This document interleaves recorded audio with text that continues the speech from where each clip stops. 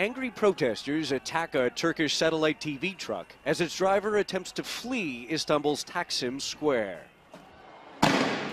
The protesters said they were angry at the excessive use of police force and the policies of the Turkish Prime Minister. So why then this rage against the Turkish media? The media failed, of course. Until 2 years ago, Banu Güven was an anchorwoman for the Turkish news network NTV, until she says her company buckled under government pressure and fired her.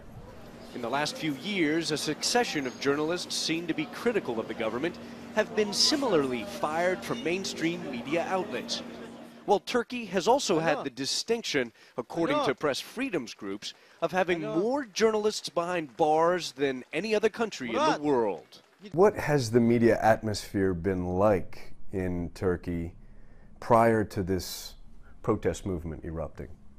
Silenced. I can tell you that maybe 80% of the media, newspapers, TV channels and radio channels, they are in the hands of a few business people who have their ties with the government. When clashes raged across the center of Turkey's largest city on May 31st, Turkey's normally colorful media was unusually quiet.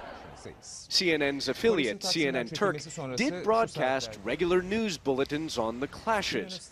The network, which operates under license from CNN's parent company, Time Warner, is editorially independent of CNN.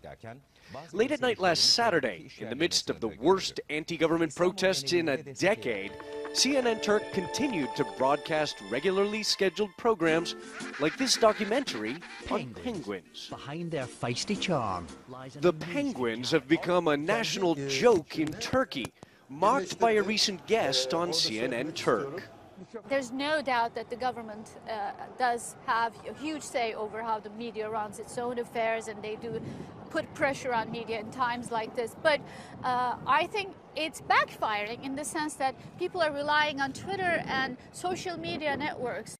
Social media trackers charted the use of the protest-linked Twitter hashtag Gezi Park in Istanbul, saying it was used more than 1.8 million times Monday morning. That same day, Turkey's Prime Minister denounced social media. Şu anda tabii bir Twitter denilen bir bela var. Right now there is a pest that is called Twitter. There is exaggeration, all lies. Of course, what is called social media is right now a menace to society. This week, the editor-in-chief of NTV apologized after several workers walked off the job in protest.